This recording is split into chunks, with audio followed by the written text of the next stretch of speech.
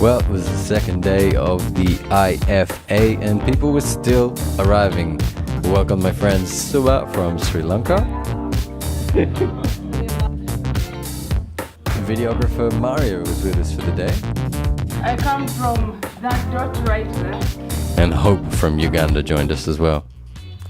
Our training venue where we spend the mornings has been exceedingly efficient. And of course this extends to the food, which is generally really warm, fresh, and quite decadent. It's also a lovely space to get to know our fellow delegates, new friends, over some food. Next stop was back out to Leith to meet with the Edinburgh Science Festival.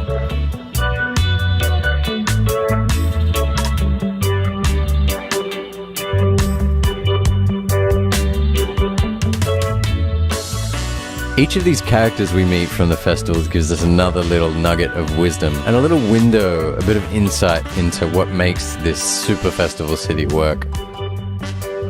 Some of the take-homes from Simon was to really analyze your ticket sales data, know your data really well, and if you identify something that could be a competitor or could be a threat to your festival, make friends with them, work with them, and you could expose yourself to a new audience. They did this with the local malls. Edinburgh's Assembly Rooms 6 years ago had a £6 million transformation from a dingy comedy bar to a state-of-the-art multi-purpose venue.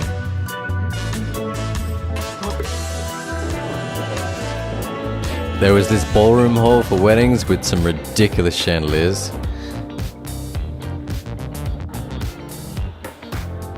And this huge modern theatre venue, completely refurbished, which used to hold the comedy club.